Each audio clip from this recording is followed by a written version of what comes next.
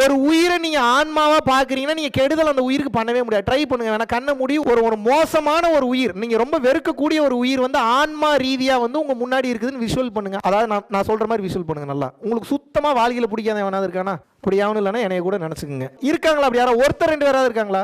சரி, அதாவது உங்களுக்கு ரொம்ப பிடிக்காத ஒரு மோசமான ஆள் யாராவது நினைச்சுங்க, தீவிரவாதி, இந்த உலகத்துக்கு நெகட்டிவ் பண்ணுவேன், அப்படியே தான் நினைச்சுக்கோங்க. நினைச்சுக்கிறீங்களா? இப்போ நீங்கள் என்ன பண்ணணும்னா கண்ணை மூடணுன்னு, இப்போ கண்ணை திறங்க, மூடுங்கன்னு சொல்லும் போது தான் மூடணும். கண்ணை மூடணுன்னு இங்கே ஒரு சோல் நிற்கிது, ஆப்போசிட்டில் உங்களுக்கு பிடிக்காத சோல் நிற்கிது. நீங்கள் இப்போ என்ன பண்ணணும்னா அறிவுக்கு வேலை கொடுக்கக்கூடாது, இது ஒரு தீவிரவாதி, இது இப்படி அப்படிலாம் பார்க்கக்கூடாது. அது ஒரு சோலாக மட்டும் பார்க்கணும். அதை ஒரு சோலாக மட்டும் பாருங்க, அதை ஒரு ஆன்மாவை மட்டும் பாருங்க. அந்த சோலை மட்டும், இந்த சோல் அதை ஒரு சோலாக பார்க்கும்போது இதுவும் அதுவும் ஒன்று தான் தெரியும் போது கண்ணை திறந்துருங்க. சொல்லும் போது மூடணும்.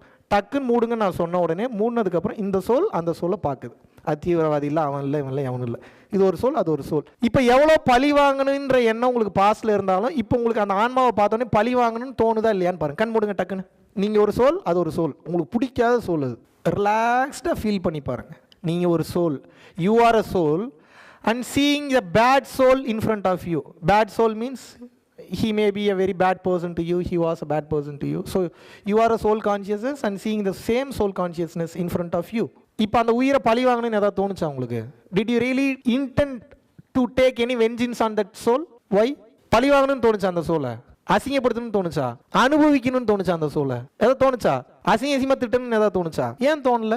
இது ஒரு பதில் எடுத்துக்கலாம். ரெண்டு பேரும் ஒன்றுன்னு பார்த்தேன், அதனால எனக்கு வலிக்கல. ஓகே, இது ஒரு பதில். ரெண்டாவது பதில் வேற ஏதாவது சொல்லுங்க. இப்போ சரி, இப்போ இப்படி செக் பண்ணலாமா? கண் மூடுங்க, இன்னொரு டைம் கண் மூடுங்க. பிடிக்காத அந்த வீணா போன இப்போ சோலா இல்லை, உங்க முன்னாடி உருவமா நிற்கிறேன். இப்போ பாருங்க என்ன தோணுதுன்னு பாருங்க.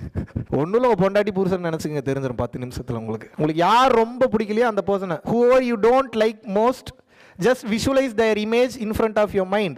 You are a body with the body and you are seeing the opposite side body with the body. That person is opposite to you completely. Now you see, what will you do? Can you hug them? Can you appreciate them? Can you love them?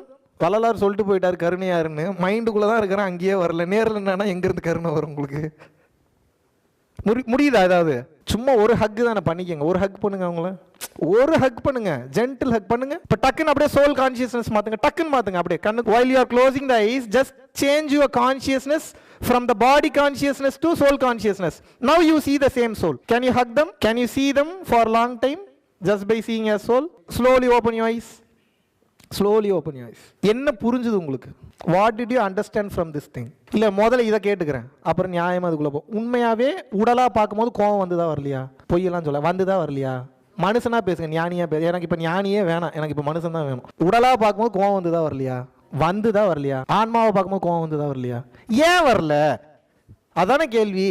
உடலை பார்க்கும்போது என்ன ஆகும்னா அவங்க பண்ண பூரா கெட்டது முன்னாடி வந்து நீங்க நல்லது வரவே வராது. இந்த உலகம் உடலாக பார்க்கும் வரையில் 100% வலி வேதனைகளை கொடுத்து கொண்டே இருக்கும்.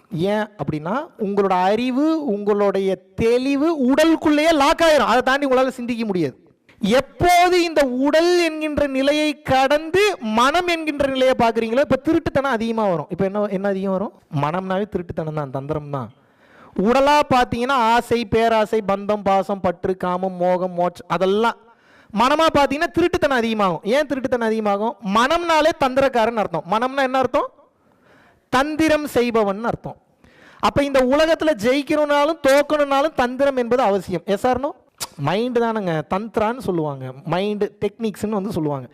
அப்போது இந்த மனதை வைத்து இந்த உலகத்தை நாம் ஜெயிக்க வேண்டும். இந்த மனம் என்பது தந்திரத்தை அடிப்படையாக வைத்து செயல்படுகிறது.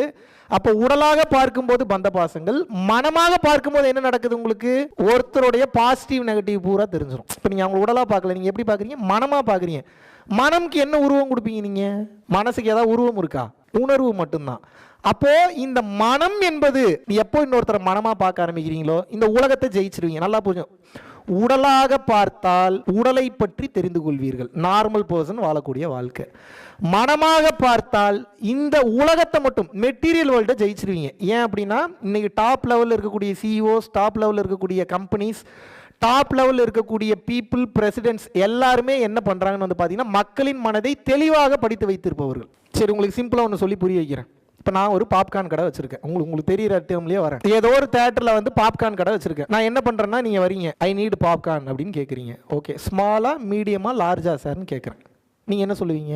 அப்போ அமௌண்ட் எவ்வளோ இருக்கோ அதை பொறுத்து சொல்லுவேன் சார்ன்றீங்களா? ஜென்ரலாக பணம் நிறையா வச்சுருக்கீங்க, லார்ஜாக மீடியமாக ஸ்மாலான்னு கேட்குறேன், என்ன சொல்லுவீங்க? உங்களை எப்படி டேப் பண்ணிட்டேன் பாருங்கள் நான். இப்போ என்கிட்ட வெறும் ஸ்மால் மட்டும்தான் இருந்ததுன்னா வெறும் 100 ரூபா சேல்ஸு, மீடியம் மட்டும் இருந்ததுன்னா 150 ரூபா சேல்ஸு. நான் லார்ஜ் வேணுமான்னு கேட்குறேன், நீங்கள் லார்ஜ் தான் வேணுன்றீங்க. ஏன்? இப்போ எனக்கு 500 ரூபா சேல்ஸ் ஆகிடுச்சு.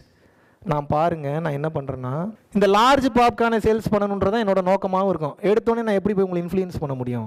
இந்த பாப்கார்னை தான் உங்களை வாங்க வைக்க போகிறேன், ஆனால் அதுக்கு ஒரு ஸ்கெட்ச் போடுறேன். அப்போ நான் என்ன பண்ணுறேன்? முதல்ல சின்னதுன்னு ஒன்று கொடுக்குறேன், அப்புறம் பெருசுன்னு ஒன்று கொடுக்குறேன், அப்புறம் இது ரெண்டுத்துக்கு நடுவில் மீடியம்னு ஒன்று கொடுக்குறேன். அப்போ என்னன்னா இன்டைரக்ட்லி உங்கள் மைண்ட் செட்டை நான் தான் செட் பண்ணுறேன். எப்படி செட் பண்ணுறேன்? சார் ஸ்மால் வேணுமா, சார் மீடியம் வேணுமா, சார் லார்ஜ் வேணுமா? நீங்கள் என்ன சொல்கிறீங்க? சார் எனக்கு ஸ்மாலே போதுன்றீங்க. இப்போ பாருங்கள், நான் எவ்வளோ புத்திசாலியாக இருந்தால், சார் ஸ்மாலில் இவ்வளோ ஆஃபர் இல்லை, இதில் நாங்கள் எக்ஸ்ட்ரா இது போடுவோம் அது போடுவோம். ஸோ நீ மீடியம் வாங்குகிற ரேட்டுக்கு இன்னொரு 10 ரூபா 20 ரூபா எக்ஸ்ட்ரா போட்டிங்கன்னா நீங்கள் லார்ஜே வாங்கிடலாம் சார்னு உங்களுக்கு என்ன தோணும்? ஆமாம், நல்ல டீலாக இருக்கே, பாப்கார்ன் எடுத்து கீழே கொட்ட போகிறோம், நம்ம பிள்ளைங்களுக்கு கொடுக்கலாம், சாப்பிட போகிற மேட்ரு தான். ஆனால் நீ 100 ரூபா ஆக வேண்டிய சேல்ஸ் நான் 500 ரூபா பண்ணிட்டேன். Yes or no? This how you are being used. அப்புறம் இன்னொரு டெக்னிக்ஸில் இருக்குது தெரியுமா? How you are being used. யார் மூலிமா யூஸ் பண்ணப்படுறீங்க அப்படின்னா உங்களை ஏமாற்றணும்னு நினைக்கிறவங்க. அது நான் அவங்களுக்கு பேரெல்லாம் சொல்ல மாட்டேன், எங்கள் பேர் எப்படி வேணாலும் வச்சுக்கோங்க. உங்களுக்கு எப்படி உங்களை யூஸ் பண்ணுவாங்க அப்படின்னா ரொம்ப கவனிக்கணும். 1 லட்சம் ரூபான்னு சொன்னால் 5 டிஜிட் பெருசாக தெரியும். மைண்ட் செட் பாருங்கள். 99,999 ரூபானா கம்மியாக தெரியும். ரெண்டுத்துக்கு எவ்வளோ டிஃப்ரென்ஸு? 99,999 ரூபாய்க்கும் 1 லட்ச ரூபாய்க்கு எவ்வளோ டிஃப்ரென்ஸு? 1 ரூபாயில் நான் ஒரு வீடு கட்டிடுவீங்களா? நான் எழுதி தரேன், சேம் ப்ராடக்ட் 2 பேர் சேல்ஸ் பண்ணுங்கள், நீங்கள் 1 லட்ச ரூபாய்க்கு கொடுங்க, நீங்கள் 99,999 ரூபாய்க்கு கொடுங்க, பூரா பேர் உங்ககிட்ட இருந்து வந்து தான் வாங்குவான். ஏன் சொல்லுங்கள்? அவன் மைண்டு அந்த 1 ரூபா அந்த டிஃப்ரென்ஸ் இருக்குல்ல, அது ஏதோ பெரிய டிஃப்ரென்ஸாக அவனுக்கு தெரியுது. உங்களையே அறியாமல் உங்கள் மைண்டை நம்ப வைக்கிறான். It's completely different game.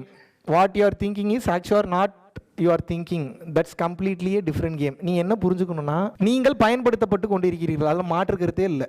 யார் பயன்படுத்துறாங்களா? இங்கே யாரோ எங்கேயோ இருந்து யாரோ உங்களை பயன்படுத்துறாங்க. இப்போ எதுக்கு உங்களை? மாற்று கருத்தே இல்லை, நீங்கள் பயன்படுத்தப்பட்டு தான் தீர்வீர்கள். அதில் சான்ஸே கிடையாது, அதில் மாற்றலாம் முடியாது. ஏன் அப்படின்னா உங்கள் அப்பனுக்கு அப்பா வந்தாலும் இதெல்லாம் மாற்ற முடியாது. ஏன் சொல்லுங்க?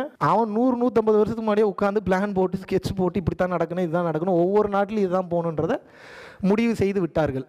இப்போ நம்ம என்ன பண்ணணும்னா, என்ன நீ பயன்படுத்திக்க போறியா இல்லை உங்கள் எல்லாரையும் பயன்படுத்தி உங்களெல்லாம் ஹர்ட் பண்ணாமல் நான் முக்திக்கு போயிட போகிறேன்னா? இதுதான் கேம். புத்திசாலி இந்த கேமை மட்டும்தான் விளையாடுவான். புத்திசாலி என்ன பண்ணுவான்?